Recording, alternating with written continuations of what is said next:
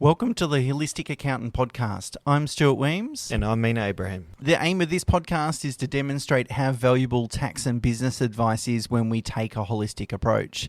That is, all tax and business advice that your accountant gives you must be aimed at helping you achieve your business and lifestyle goals. It's not only just about saving tax. In this episode, we'd like to discuss what's involved in drafting a practical and actionable business plan. So let's start by talking, why would you ever prepare a business plan? Well, typically people, not all, but some people prepare a business plan when they begin a business or start a business, and then it sits in their drawer and they never really look at it again.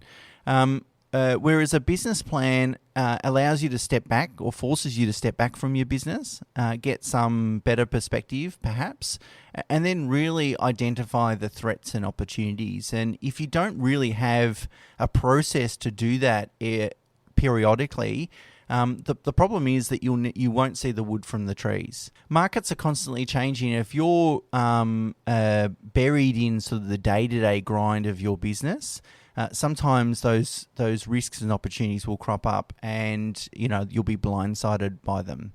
So we recommend our clients invest 1 to 2 days in their business every sort of 1 to 3 years. You don't have to do it every year, and it's not something that's going to take weeks of time, but really just 1 to 2 days could be your best investment ever, so that you're focusing on the high value opportunities that face you and mitigating some of the risks. So how do you use a business plan, you might ask? So it assists you in focusing your efforts in the highest return activities. To grow your business, you need to set out your key performance indicators for profitability and sustainability. You are the driver of your own business, not just a passenger. A business plan allows you to communicate to your team and prospective team members the path that you will be going on, or the trajectory that you want your business to go on. You get to sell the vision to them and get the right people in place for your business. Also, if you're seeking borrowings from a bank to fund working capital growth, they will request a copy of your business plan and will strongly consider it before lending out any funds. Finally, a business plan assists you in prospective equity investors to gauge what they're investing in and where they see your business going in the future. Okay, Mena, let's talk about what we should include in a business plan. And there's lots of templates online. Some of them are pretty boring and so forth. But what we wanted to do is talk about, we think there's 6 sort of matters or topics that would be good to focus on. You don't need to write pages and pages or do hours and hours of research on all of these things. But as long as you kind of hit on or think about these 6 matters, I think it makes a good business plan. So I'll talk about the first 3, and after boring you to death doing that, then I'll hand over to Mena and he can talk about the other 3. So the first one, we think you should be focusing on what makes you different as a business. So what makes your product different, or what makes your service different. So it's really your unique selling proposition, or USP if you like. And a big part of that is getting really clear on who is your target market. Someone that I follow, Seth Godin, talks about, as soon as you want everyone, you want no one. So, it's great to say, look, I want to service Australia, if you like, but it's so wide that any marketing I then do, or any sort of product design that I do, is going to be pretty basic. It's not really going to appeal to any one particular sector. So there could be lots of things that make you different and appeal to a particular niche. You could be have the largest range, the highest quality, have some sort of exclusive product or brand or functionality. Whatever it is, you need to really get really super clear on what makes you different, and then really focus on everything that you do: marketing, training, processes, staffing, etc., all focused on hitting or hitting home that uniqueness to make sure that you really stand out from the crowd. And if that gets you some pricing power, as we discussed in episode 5, then obviously that's going to have some positive impacts on profitability. The next topic that you need to sort of talk about or think about is really understanding the industry and landscape and what potential changes might occur in the future, and then complete a SWOT analysis, a strengths, weaknesses, opportunities, and threats analysis. And in this, for this part, typically what I find best is to go out and talk to people in your industry. Leaders, people that are running what you think are really good businesses. Quite often they're talking to different people as well, and they can kind of summarize where they think that the industry is going and what some of the hurdles might be in the future. And technology has impacted, or has impacted almost every single industry, and is going to have further impacts moving forward. So you can't hide from it. You've then got to work out, is technology a threat and opportunity? It's probably both. An opportunity for you to improve the efficiency in your business and the way of delivering a product, but then it's going to be a threat in terms of commoditization of product and service as well. So that, I would imagine, for most people, thinking about technology and how it's going to change your industry can be a big issue. So going out, talking to people, then sitting down, okay, what are my strengths, weaknesses, threats and opportunities, and really undertake that analysis.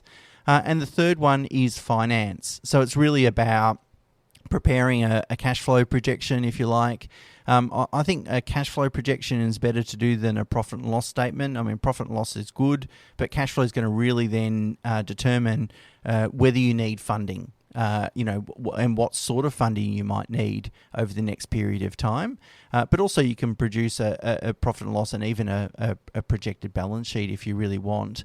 But essentially what you want to do is ascertain profitability on a product level, and then ascertain what your cash flow looks like. And remember, we talked about this back in episode 4. We talked about how strategies to enhance your business's cash flow. So always good to maybe have a look at that and how you can sort of self-fund growth. So that's enough for me, Mena. Maybe you can talk about the next 3 things. Yeah, sure. So your business plan should really address your plans for your business growth and customer acquisition. You need to ask yourself, how are you going to grow the business? Are you going to acquire new business? And what is the cost to acquire new customers or sales? So this really involves formulating a marketing plan. The key here is to focus on profitable growth. If you don't have a plan on how to grow and know how much it costs, then you really risk increasing sales with possibly a lot less profit. It can cause more harm than good just to focus on the top line sales and nothing below the red line. It's also critical to predict your resource planning, i.e. your staff. Don't start looking for key staff when you need them. Instead, proactively network to find good talent. I strongly recommend you build a relationship with a reputable recruitment firm. And you may want to consider other resource planning measures such as technology investments or plant and equipment. Finally, another item we often discuss here with small business owners is making themselves obsolete. One of the challenges in a small business is the busier the business gets, the busier you get. If your goal is to build a business, then we highly recommend reading E-Myth by Michael Gerber. E-Myth stands for Entrepreneurial Myth.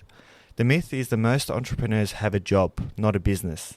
He suggests that there are 3 stages: the technician, where you're doing all the work, or you're a manager, managing the people responsible for doing all the work, and finally an entrepreneur, a non-working business owner. We suggest you document an organizational chart and write who is responsible for what function, for example, finance, marketing, human resources, etc. And it's probably going to be a you for a lot of those roles.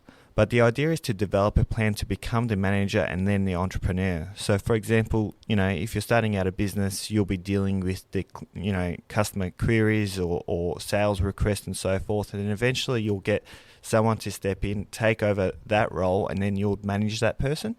And then finally, you'll probably get another person to manage those individual staff that are managing all those customer queries. And then you just manage the managers.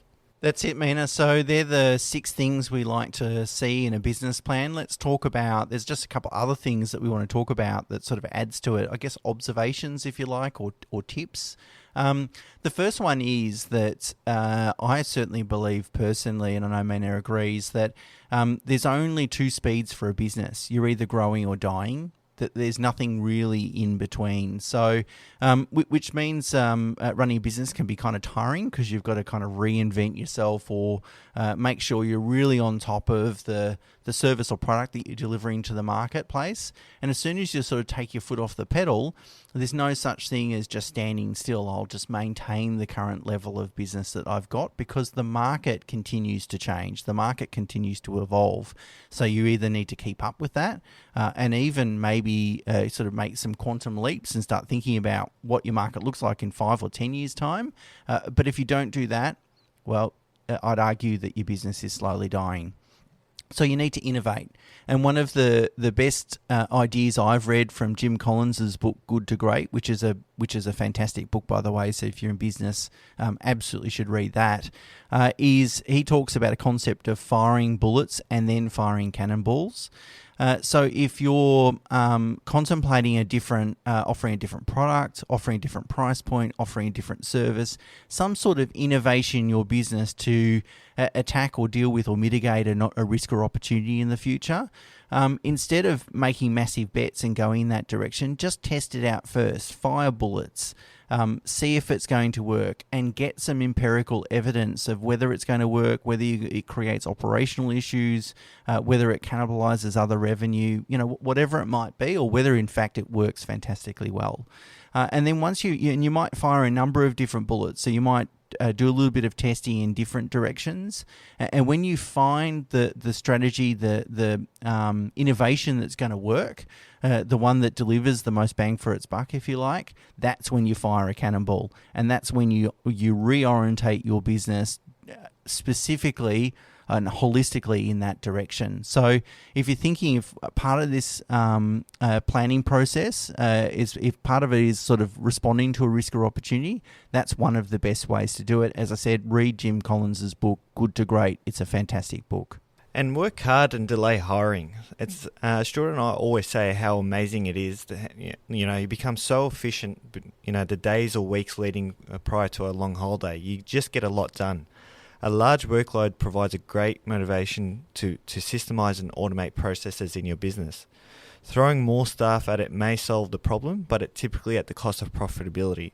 So work hard and, more importantly, work smart. Don't be afraid to hire though, but delay it as much as possible. Exploit every possible bit of efficacy first. Another tip is, if you are dissatisfied with the results of your business and want to know what's not working, because if it's not growing or if it's not driving the profitability you're looking for, then you've got to identify what's wrong. And that can be difficult to do. I mean, you've got to face the brutal truth. You've got to be brave enough to realize that maybe something's wrong, that you're not doing a good job, or your product's just not good enough for the market. But a really good methodology, if you like, that I've witnessed is a guy called Marcus Lemonis. He's a US entrepreneur, and he actually has a show on CNBC called The Profit. So if you ever see it, it's really worthwhile. Anyway, he invests in lots of different small businesses. His net worth's about 100 billion US, so he's doing okay.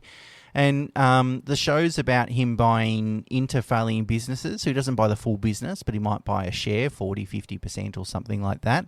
And then he works hard to sort of turn them around. But when he looks at a failing business, there's 3 things that he looks at, and really it's failing in either one or all of those 3 things. And it's people, process, and product. So obviously people is really about who are the people in the business. Do they just not have good staff? Do they not have high standards? Are they not setting high standards? The second one is process. What are their back office processes? If it's manufacturing, is their process broken? Systemization, all those sorts of things. And Mena spoke about E-Myth and Michael Gerber's book E-Myth. It's a perfect example of process. And then finally, product. Be realistic. Is your product good enough? Is it always breaking down? Is it not high enough quality? If it's a service, is the service really shoddy? Do you get some poor feedback and complaints and so forth?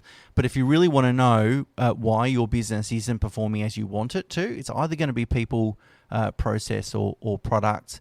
And with the people one, just as a comment or observation, sharing some of my own experiences. Sometimes you can have some really good people in your business. And when I say good people, they're kind, friendly, genuine, caring, they're trying hard. Those people can exist, but if they're not in the right role, and maybe that you don't have the right role for that person in your business, then you've got to make friends with that. And maybe it's about moving them on and helping them find find a role that they can thrive in.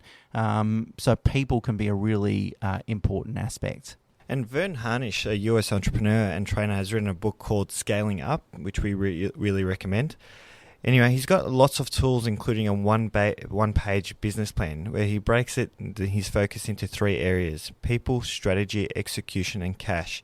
I'd strongly recommend having a read of it and using his template just as a guide to what you should really be focusing on in your business plan. So business planning really helps us focus on really making our business work hard for us, not the other way around. Ultimately, it's great to have a successful business, but if it's controlling your life, if you're working 80 hours a week, there's going to be some payoffs for that. People lose marriages, bad relationship with kids, no personal satisfaction. All those sorts of things can occur, and that's one of the benefits of business planning. Is it allows you to sort of put your pen down, walk away from your desk and really take that holistic view. How is my business going? What do I need to improve it so that I get some better sort of balance in my work life? And then also, focusing on the profitability and pricing, as we spoke in the previous episode, and really optimizing that as well. So really the best way to avoid the risk of working away in your business and it ruining your personal life and not necessarily adding a lot financially is have a plan, which is obviously the business plan. Be really disciplined to stick to a plan, because sometimes if we need to change the way that we're running our business, often we need to create new habits, and creating new habits can be challenging for humans. Of course, value your time. No one's going to value your time if you don't value your own time. Otherwise, it'll just get sucked out in different direction. And finally, know when to call it quits. If you're in a business that's got a commoditized product, you're a price taker, and you're not making a lot of revenue, and it's got some threats from technology in the future, for example, well, maybe it's time to sort of call it quits and move on. So I hope that's been useful. Business planning is an incredibly important thing to do. The next episode 7, in fact, the second last episode in this series, we're going to talk about what you need to do to maximize the saleable value of your business. I think that's a really important thing to think about. Even if you have no plans to sell the business, you just never know what's around the corner. And a lot of these things ultimately enhance profitability and reduce the reliance on you as well. So thanks very much for listening. This is the 6th episode in the series. If you like the podcast, please leave a review and rating wherever you listen. And also share with friends, family and colleagues that might also get some value from listening. If there's enough interest in the first series, it will encourage us to record more. Thanks a lot, Mena. Thanks, Stuart. Thanks, guys. Bye for now.